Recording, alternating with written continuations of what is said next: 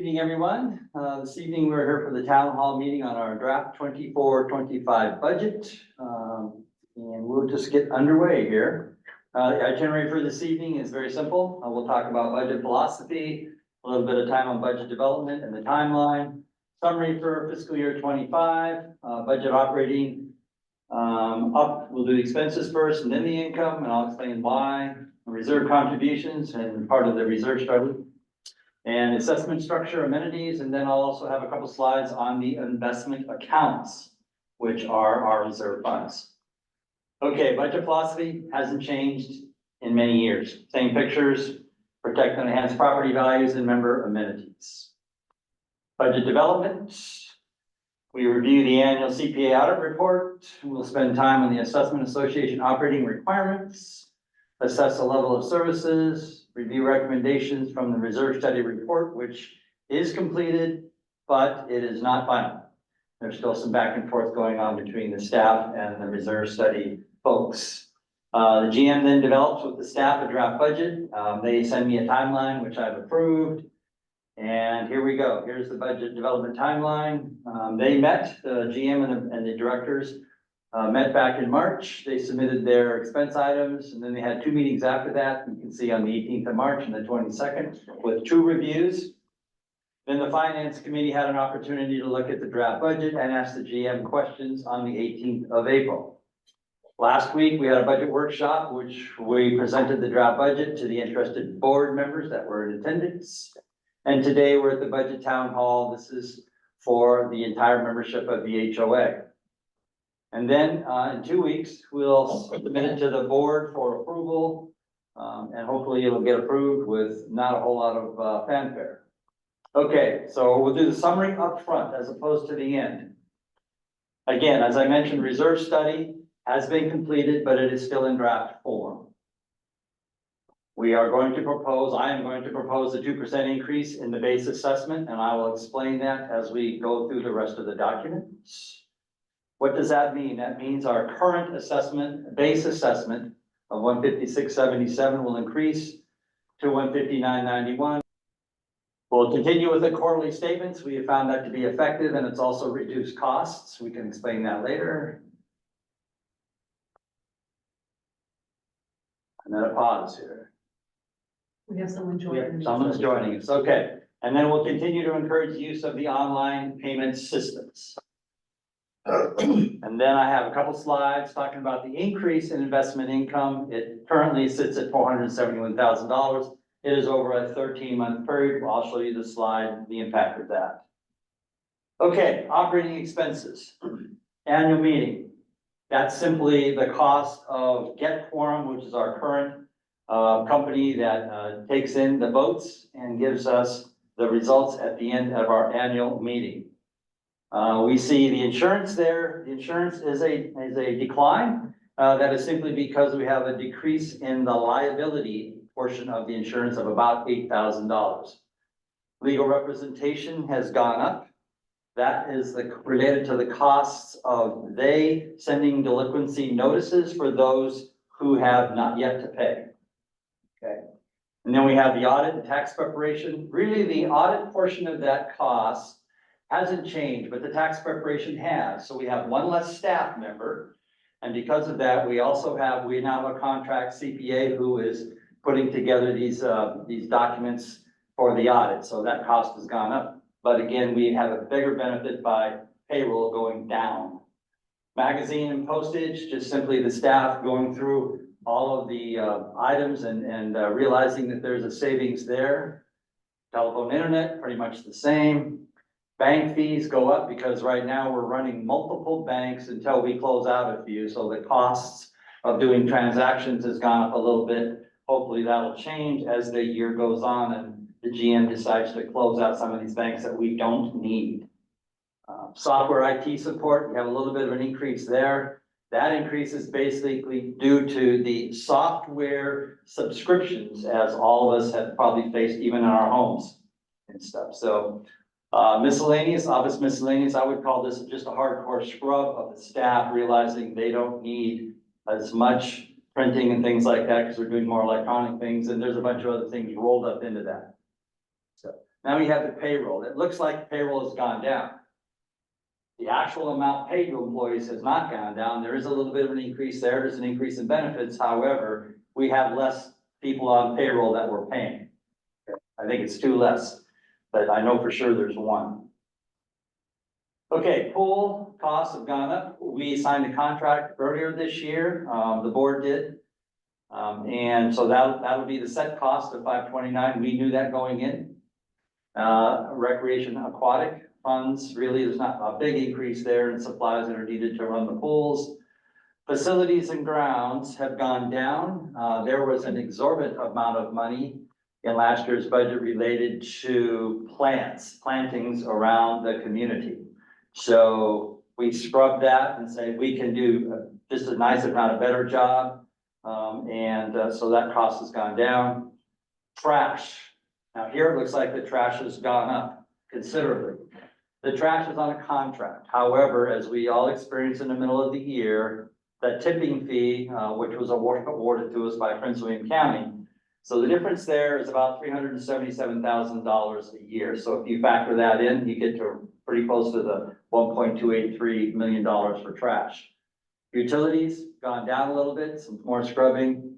Bad debt. So the operating expenses have gone down. Now, this is a good thing in the sense of we, with turning our accounts over to the attorneys quicker and then being more aggressive about getting our funds in. So having to write off bad debt is lower. At least that's what we hope. Contingency funds, last year we put 77,000 in there, this year 31. And I will explain that more in detail, but the bottom line here is we originally started with 0. We felt like that wasn't enough. And so 1% of the 2% increase in the assessments are related to this, to have some money in the contingency fund. So the GM had something for emergencies. So the total operating expenses without the reserves, $6.7 million. Reserve contribution, we've never put money, I should say never. We haven't put money last year in the capital improvement fund. This year, we just felt like it was important to put money in there. So there was funds as we begin to think about new things for the HOA down the road. There's nothing specified here. It's just a fund to start beginning to build up. So we can do something nice for the association, whatever that might be. Okay, the next part is the association reserves. We have, as you can see, contribution last year and interest.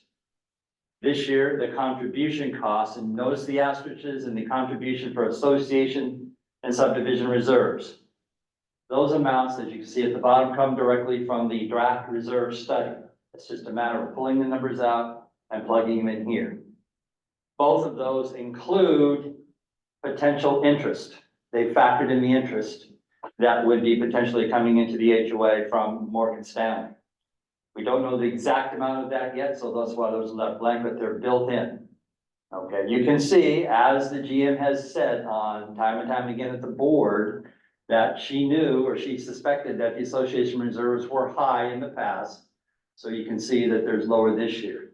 She also suspected that the subdivision reserves were questioned, and as you can see, there's an increase there from 866,000 up to 1,000 or up to 1.086, about $219,000 increase, I believe.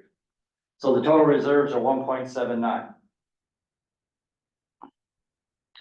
Okay, operating income. So let's go back to zero-based budgeting. When you do zero-based budgeting, you start with $0. That's why we went the expenses first. You list out what is it going to cost me to run the HOA? What is it going to cost me to maintain the reserve funds? And then when I've completed that amount, then I go back and say, okay, how am I going to get the money? And where's it going to come from in my operating income? So here's the amounts and the assessments. We go down these. You can see last year's assessments, this year's assessments. Looks like it's about $600,000 more. I will tell you that $377,000 of that comes from the tipping fee. There's about another $92,000 that comes with the 2% increase. And I'll explain why we needed the 2% increase in the assessment fees. That pretty much covers the difference there. Administrative fees have gone down, as you can see. The POA income, legal income, those have all gone down, basically because we're just not selling that many homes in the HOA. So the money that we could pull in from selling more homes kind of covers those three areas. Okay. Cell tower, pretty much the same. It's an automatic, I believe, 2% increase every year. Interest income. It looks like we're going to get lower income than on the interest than in past. That is not the case. In the past, when we've taken in interest from wherever it was coming from, we would put all that money into the operating income and it would just sit there. Since we've changed investment advisors and had a conversation with our auditor, we have taken the steps to make sure that the interest coming into the various reserve accounts gets put in those reserve accounts. So for the operating income, that amounts to $122,000.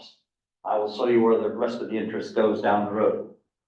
So it's really not less, it's just for this operating income, it is less in there, the rest of it goes into the reserves. And then the recreation account, looks like we're gonna do a little effort here to try to increase income from recreation activities throughout the HOA. So notice $8.5 million in operating income. Okay, so what does it look like for the budget? When I talked about zero-based, I said we talk about the expenses up front. 6.7 million operating expenses, 1.79 for reserve contribution. My total expenses are 8.5 million. My total income, 8.5 million, zero-based budget. They should come out to zero. But again, starting with expenses and then finding the income to make it work. Okay, assessment structure. I won't read it here, but it says here the all members assessments. This is the base amount. These are the same areas, the same for everybody. Class E member assessments. As you can see, they're tailored for each subdivision for what the needs are in that subdivision. Asphalt, sidewalks, lighting, snow removal. Again, based on the maintenance requirements for that particular subdivision. Amenities. I will let you read these. These are the same as in the past. There's not been a lot of changes here.